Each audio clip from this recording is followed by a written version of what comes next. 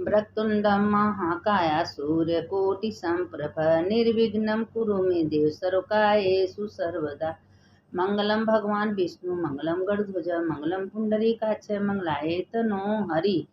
देखिए, शंकर शंकर हर हर शंकर शंकर शंकर जय जय शंकर। मंगल भवने मंगल हारी उमा जपत ही त्रिपुरे। देखिए, हम आप लोगों को शिव कथा में भेज रहे हैं। कल हम तीर्थ विसर्जन का 4 कहानी भेज दिए थे कि आप लोग को जब समय मिलो उसको सुन लीजिएगा। सुनने का तो जानते हैं बहुत महत्व होता है, कथा पुराण तो ऐसे सुनना ही चाहिए। तो क्या हुआ कि भोलेनाथ कैलाश पर बैठे थे, तो एक दिन पार्वती माता शिव जी से कहेंगे, शिव जी आप हर जगह हमको लेके हर जगह जाते हो, विचरते हो, तो जो आपका बहुत ज़्यादा भक्ति है, आपका पूजा करता है, मंदिर जाता है, आपका आराधना में रहता है, वो क्यों दुखी रहता है। तो भोलेनाथ कहें कि आप तो उसको सुखी कर सकते हो। तो भोलेनाथ कहें नहीं पार्वती, 84 लाख जोइन में लोग जन्म लेके जब आते हैं तो कौने जन्म में कौन पाप कर्म करते हैं, कौन अच्छा करते हैं, तो वो दुख तो भोगना पड़ता है। कहें क्या जो अच्छा कर्म करता है उसका पाप नहीं नष्ट होता है। तो कहें नष्ट होता है, लेकिन जो पिछले जन्म का अगले जन्म का पाप तो नष्ट होता है, लेकिन कभी उसमें भी कोई ना कोई झूठ पाप हो जाता है। और जो अच्छा कर्म करता है तो उसका धीरे धीरे करके बहुत बड़ा बड़ा पाप रहता है, वो नष्ट होता है। तो भगवान उसके सामने आके खड़ा हो जाते हैं। तो कहें पार्वती ऐसा भाई नहीं है, ये कलयुग है, कलयुग में अच्छे लोग भी हैं, बुरे लोग भी हैं। तो जो अच्छा कर्म करते हैं उसका फल तो आज नहीं कल मिलता है, तुरंत तो नहीं मिलता ना। जब पार्वती इतना तपस्या की, देखिए जब कैलाश पर बैठे थे, सती से शादी हुआ, सारे देवता मिलके कहें तो सती को उसमें अहंकार था, और इतना मना करने के बावजूद भोलेनाथ, देखिए जब रामचंद्र जी वन में गए, वन में भटक रहे थे, तो उनको कहे सर्वेश्वर होते हुए ये वन मन भटक रहे हैं। तो भोलेनाथ बोले, देखिए मत जाइए सत्य, लीला कर रहे हैं। कहे नहीं, हमको कैसे विश्वास हो कि ये आराध्य हैं। वो अपना सीता का रूप बना के, सबको पता है, बैठ गई। और रामचंद्र जी कहती है माता क्यों अकेले बैठी है, भोलेनाथ कहाँ है। इतने में माता लजा गई। उसके बाद भी भोलेनाथ को से झूठ बोली, और उसी समय भोलेनाथ उनका परित्याग कर दिए, समाधि में चले गए। फिर वही पार्वती अपने पिता के घर गई, जब सती हुई, जल गई, भस्म हो गई, तो पार्वती हुई। जब पार्वती के रूप में अब सारे देवता कहें कि भाई पार्वती से शादी होना। पार्वती तो संकल्प थी कि जब जब मेरा जन्म होगा हमको शंकरे चाहिए, शंकरे से ब्याह करना है। लेकिन शंकर जी का इस बार ऐसे ब्याह हम नहीं होने देंगे, जब इस बार बहुत तुमको परीक्षा देना होगा। इसलिए पार्वती इतना तपस्या की तो भोलेनाथ को पाई। तो कैलाश पर लोग बैठे, सारे देवी देवता सब इकट्ठे आपस में बात कर रहे थे कि कोई ऐसा उपाय बताइए कि सबसे बड़ा सबसे प्रधान कौन देवता है। तो सब आपस में बात करने लगे कि देखिए सबसे बड़ा सबसे प्रधान भोलेनाथ है। जो अगर भोलेनाथ का पूजा करेगा, जप करेगा, उनका आराधना करेगा, उनको अपने घर में रखेगा, उस सबका पूजा हो गया। देखिए आप विष्णु भगवान का करिए, दुर्गा जी का करिए, कोई मनाही नहीं, लेकिन अगर भोलेनाथ का पूजा नहीं की तो किसी का पूजा नहीं। अगर भोलेनाथ का पूजा कर दी तो सबका पूजा हो गया। इसीलिए भोलेनाथ में 33 करोड़ देवी देवता विराजमान हैं। अगर अपने घर में भोलेनाथ रखी हैं तो उन्हीं में देखिए गणेश भी हैं, कार्तिक हैं, शोक सुंदरी, माता पार्वती, रिद्धि सिद्धि शुक्ल, सब शंकर जी में हैं। कहीं जाने की जरूरत नहीं, कहीं भटकने की जरूरत नहीं, मात्र एक शिव जी को पकड़ लीजिए। भोलेनाथ कहते हैं जो मेरा पैर पकड़ लेता है उसको जन्म जन्मांतर हम कभी छोड़ते ही नहीं हैं। तो भोलेनाथ अपना क्या किए कि उनको उनका पैर पकड़ ली। तो वही कहें कि सती से भी पार्वती का भी परीक्षा लिए, तो इसीलिए कहें कि भोलेनाथ का सत्यम शिवम सुंदरम, वो सत्य भी हैं, सुंदर भी हैं, शिव भी हैं। और जो सत्यम शिवम सुंदरम भोलेनाथ का पूजा करता है, मंदिर जाता है, और भगवान आराध्य करता है, उन्हीं का नाम जपता उठता है, भोलेनाथ उसका मनोकामना पूर्ण करते हैं। तो ये भी बात पार्वती से कहे, तो पार्वती से सारे देवता कहें कि भैया भोलेनाथ आपको शादी का नहीं, क्योंकि तारकासुर का वध करना था, वो प्रतिज्ञा किया था, ब्रह्मा से वरदान मांगा था, जब तक पार्वती या शंकर से पुत्र नहीं हो तब से मारा नहीं जाए। तो सोचा कि सती मरी गई है, पर शंकर जी का ब्याह तो होगा नहीं, आंदोलन मचाने लगा। तो सारे देवता आराध्य किए, पूजा किए, तो पार्वती से शादी हुआ। तो फिर गणेश, कार्तिक, अशोक सुंदरी, शुभ्र सब पैदा हुए। तो ये तो कथा सबको पता है। तो ये जब पृथ्वी पे आए तो फिर पार्वती को लेके विचरने लगे। तो विचरते विचरते पार्वती कहें कि प्रभु मेरे काशी में चले। काशी इतना प्रिय है पार्वती भोलेनाथ को, कि ऐसा प्रिय है, क्योंकि काशी में गंगा बहती है, गंगा भी शंकर के सिर पर बैठी है। गंगा कौन है? गंगा पार्वती की बहन है। तो गंगा खुद कही थी कि प्रभु हम भी तपस्या तो उतने किए थे, इससे कम तो कहा, तुम इतना ज्यादा कि पार्वती से तुम ज्यादा तपस्या की थी, तो इसीलिए तो तुमको अपने सिर पर बैठाए हैं। पार्वती को अर्धांगिनी बनाए तो तुमको अपने सिर पर बैठा लिए। तो कहें कहें इसीलिए हम काशी में तुमको कहें कि हर जगह का गंगा सूख जाएंगे, चल जाएंगे, काशी में गंगा कभी नहीं सूखेंगे। तो कहें काशी मेरा नगरी है, मेरा घर है, इसलिए काशी में तुमको बैठा दिए हैं। तो गंगा भी बोली कि जहाँ मेरे पति रहेंगे, पति दिल से गंगा भोलेनाथ को अपना पति मान लिए हैं, जहाँ मेरे पति रहेंगे वहाँ हम भी रहेंगे।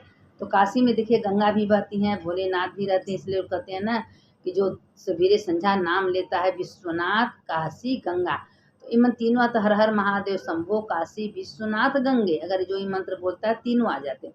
तो पार्वती माता से भोलेनाथ कथा सुना रहे हैं कि देखो पार्वती, एक तुमको हम कथा सुना रहे हैं।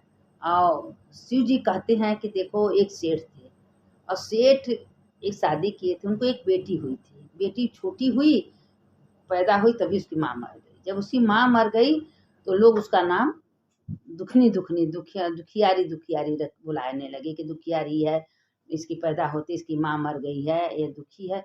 अब उसकी जब माँ मर गई, सब लगे कहे सेठ इतना पैसा कौड़ी है, धन दौलत है, तुम दूसरा शादी कर लो। क्या नहीं, हम शादी नहीं करेंगे। माँ सब जिद करने लगे, शादी कर ली। जब दूसरी माँ आई तो उसको कभी प्यारे नहीं की, मार काम करवाना, मारना पीटना, न खाना देना, ऐसे करते करते उसको भी एक बेटी हो गई। उसको भी बेटी हुई तो अपनी बेटी को बहुत प्यार करती थी।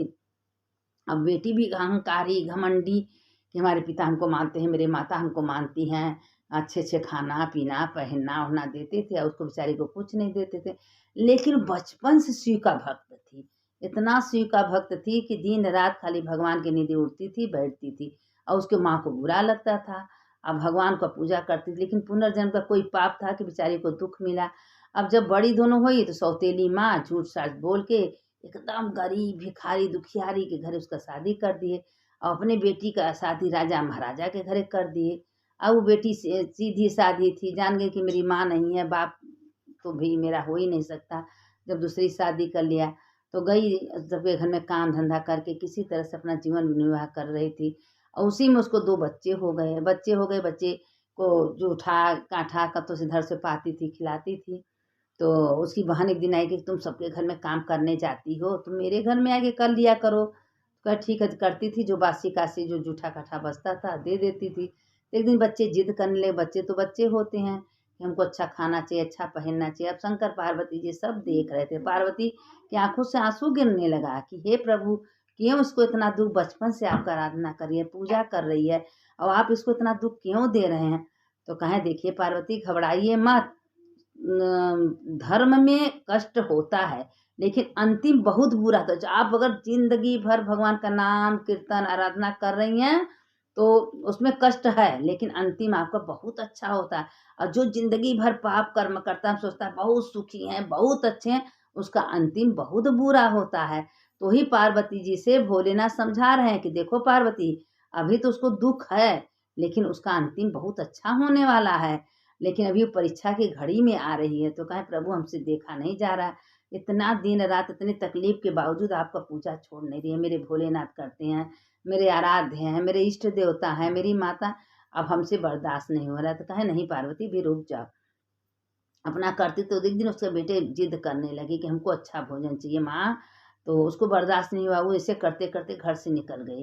घर से निकल गई, जंगल में चली गई। जंगल में गई तो वहाँ एक खूब सुंदर सी अच्छी सी कामधेनु गाय थी, और वो गाय बच्चा देने वाली थी। तो गाय कही कि बेटा तुम कहाँ जा रही हो।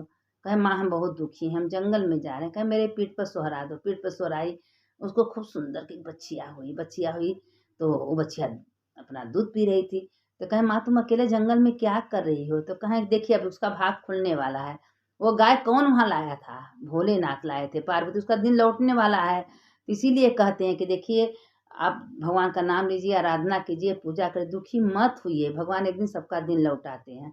अब उसका दिन कैसे भोलेनाथ लौटाएँ? क्योंकि बचपन से भगवान का पूजा भोलेनाथ का कर रही थी। बिना भोलेनाथ के पूजा से न उठती है, न बैठती, न चलती थी। तो उसमें क्या हुआ एक दिन कि अपना वो गाय कही कि बेटा तुम हमको अपने घर ले चलो, हम यहाँ जंगल में अकेले पड़े हैं, यहाँ रह के क्या करेंगे?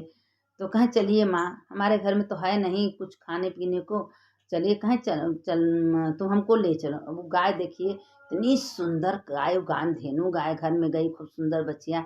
अब गाय माता से कही कि हे माता गाय, और उसको पता नहीं था, हे गाय माता आज मेरे बच्चों को अच्छा अच्छा भोजन चाहिए। और वो गाय खूब सुंदर थाली में लगा के पूड़ी, खीर, सब्जी, दाल चावल दे दी। दोनों बच्चे खूब पेट भर खाए और उसको भी दे दी, उसके पति भी खाए। कहें कि अरे ये तो वास्तव में गाय भाई लक्ष्मी स्वरूपा है। तो कहें कि बेटा तुम जो मांगोगे तुमको सब कुछ मिलेगा।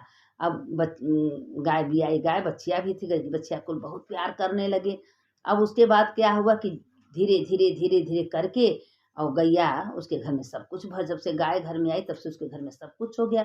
अब देखिए उसका दिन बदलने वाला है। जब कुछ हो गया तो एक दिन, 2 दिन, 4 दिन बीत गया तो वो सोच रही उसकी बहन कि आज मेरी छोटी बहन बर्तन काम करने क्यों नहीं आई, देखी तो अब से तुम मेरे घर में काम करोगे, हम तुम्हारे घर में काम करने नहीं आएंगे। कहीं सब तुमको मिला कहाँ से हुआ?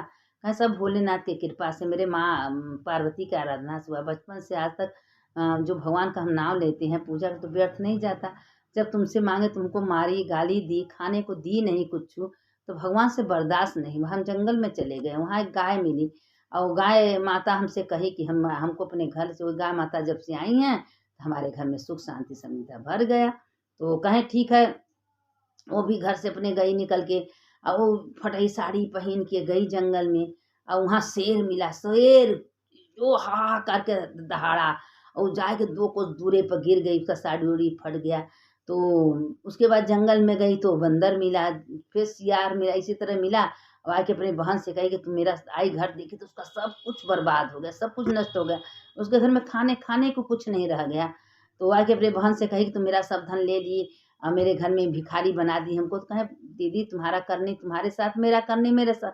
तुम्हारे पास तो भगवान ने सब कुछ दिया था, तुम्हारे पिता तुमको अमीर घरे शादी किए थे, पैसे वाले के घरे शादी किए थे और तुम अच्छा कर्म नहीं की, कभी भोलेनाथ का नाम नहीं नहीं, कभी आराधना नहीं की और तुम्हारे पास होते हुए मेरी बात सुन के तुम जंगल में चली गई। अरे मैं, हम तो दुखियारी हो के जंगल में गए थे तो माता पार्वती के रूप में गौ माता हमको मिली, वो तो पार्वतीय माता हैं। वही कामधेनु मेरे घर में आई तो मेरे घर में सुख शांति समृद्धि भर गया।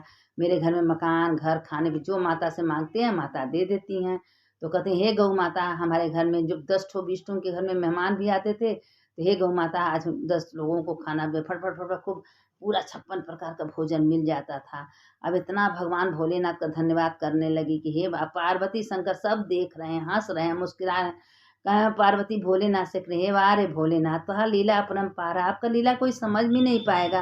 क्या बैठे बैठे करते हैं, कोई आपका लीला नहीं समझ पाएगा। कहे पार्वती मेरा लीला कोई नहीं समझ पाए, लेकिन हम अपने भक्तों का सब कुछ देखते हैं।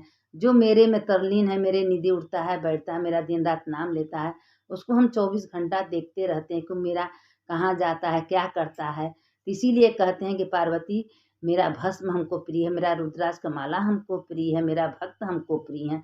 जो मेरा भक्त होता है, सिर पर तिलक लगाता है, रुद्राक्ष का माला पहनता है, वो हमारे लिए प्रिय है।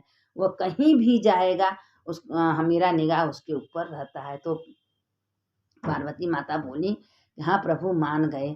आखिर वो इतने दलित इतने गरीब घर, उसके पिता उसके शादी के थे, लेकिन अपने भाग्य से अपने कर्म से अपना भाग्य बदल दी। तो कहें कि बचपन का पूजा पाठ और जब तब कहीं जाता नहीं है व्यर्थ। वो आज न तो कल उसको मिलने में, वो शुरू से भगवान का धर्म कर रही थी, भगवान का आराधना कर रही थी, भगवान का पूजा कर रही थी, बैठ के भक्त जप कर रही थी। जब शांति से बैठी तो ओम नमः शिवाय ओम नमः शिवाय ओम नमः शिवाय मंत्र जपती थी। और मंत्र जब अब मंत्र में तो इतनी शक्ति है कि जो मंत्र भगवान का नाम लेता है, जपता है, भगवान का मंत्र भगवान के कान में पहुंच जाता है। कहते हैं कि जो मेरा भक्त बैठ के मेरा जप करता है वो मंत्र मेरे सीधे कान में पहुंच जाता है। तो उसका तो हमको ध्यान देना है, उसको जो ज़रूरत था हम पूरा करते हैं। अब उसके पति भी उसके बहुत स्वस्थ खुश हो गए, उसके बच्चे खुश हो गए कि मेरी माँ के आराधना से आज हमारे घर में संपदा भर गया, सब कुछ हो गया, और भगवान का भक्ति करने लगी। देखिए, जब कोई को तो अहंकार घमंड हो जाता है, और किसी को ऐसा होता है कि धन पाने के बाद भी घमंड अहंकार नहीं होता है, तभी वो भगवान का आराधना करना, पूजा करना छोड़ती नहीं थी। अब उसके समय समय था, गौ माता जब उसको मिल गई तो भोजन दे ही रही हैं, घर द्वार मकान सब कुछ हो गया, तो और आराधना करने लगी। जहाँ शिव पुराण होता था, जहाँ शिव चर्चा, जहाँ कथा, वहाँ पहुँच जाती थी। 2-2 घंटा सुन सुन के आती थी, घर में आती थी, और जब थक जाती तो गौ माता से कहती, गौ माता हमको पानी चाहिए, खाना, गौ माता से निकल जाता, गौ माता दे देती थी। अब इतना ज़्यादा गौ माता को थी, वो गौ माता पार्वती के रूप, 33 करोड़ देवता गौ माता में वास करते हैं, पार्वती के रूप में गौ माता थी। तो कहते हैं, भगवान कहते हैं, हम कहीं नहीं रहते हैं, न हम जंगल में रहते हैं, न हम मंदिर में रहते हैं, न हम मठ में रहते हैं, हम रहते कहाँ हैं? अपने भक्त के हृदय में रहते हैं। जो भक्त मेरे आराधना, मेरा साधना करता है, मेरे निधि उठता है, बैठता है, मेरा सत्संग करता है, मेरा कथा पुराण सुनता है, उसके हृदय में हम वास करते हैं, तो उसको हम कभी छोड़ते नहीं। मेरा भक्त हमको भूल जाए, पर हम अपने भक्त को कभी नहीं भूलते हैं। तो इसीलिए बार बार आप लोगों से कहते हैं कि शिव का आराधना करिए। शिव में 33 करोड़ देवी देवता का वास है। अगर शिव का पूजन कर रही हैं, शिव की आराधना कर रही हैं, शिव में विष्णु भी है, नाग बन के शिव गले में बैठे हैं, और 33 करोड़ देवी देवता शिव में है, राक्षस भी शिव में है, राक्षस भी देखिए शिव का पूजा करते हैं, और 33 करोड़ देवी देवता भी शिव की आराधना करते हैं, नारद भी उनके भक्त हैं। जितना भी वरदान मिला है विष्णु भगवान को, सब भोलेनाथ दिए हैं। तो शिव का आराधना, शिव को पकड़ लीजिए, आपके घर में कभी कोई चीज़ की कमी शिव नहीं होने देंगे, क्योंकि शिव 24 घंटा अपने भक्तों को चलते उठते बैठते देखते रहते हैं कि मेरा भक्त क्या करा है। बस शिव का कथा सुनिए, शिव का आराधना करिए, शिव की नींद उठिए बैठिए, चलते बैठते उठते श्री शिवाय नमस्तुभ्य, ओम नमः शिवाय, नमः, जो आपको मंत्र है मंत्र जपा करिए। न कुछ हर हर महादेव शंभो, काशी विश्वनाथ, गंगे माता पार्वती संग, यही मंत्र जपिए।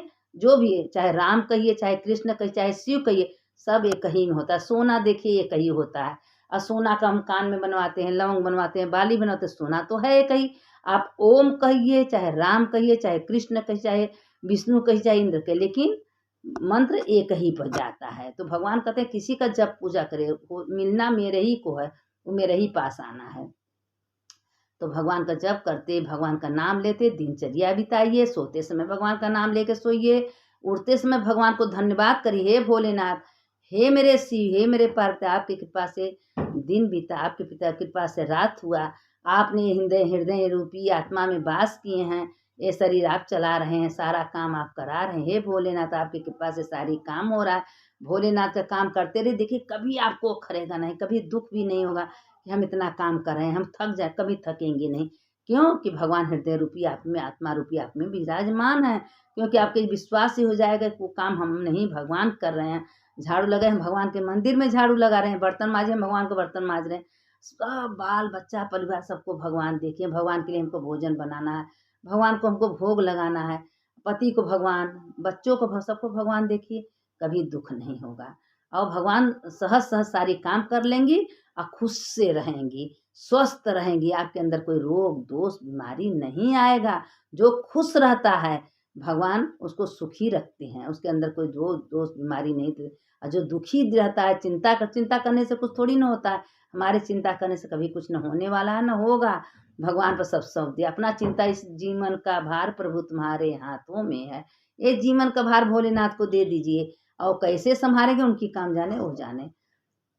अब इसके आगे कथा कल हम आप लोग को सुनाएंगे। सुनने वाले की जय, सुनाने वाले की जय। कथा तो बहुत लंबी चौड़ी है, कितनों कही है, कथा का कोई और अंत नहीं है, लेकिन जितना हम भेजते हैं उतने आप लोग सुनिए, उतने भोलेनाथ सबका कल्याण करेंगे। सुनने वाले की जय, सुनाने वाले की जय। शंकर शंकर हर हर शंकर, शंकर शंकर जय जय शंकर, मंगल भवन मंगल हारी, उमा जपत यही त्रिपुरारी।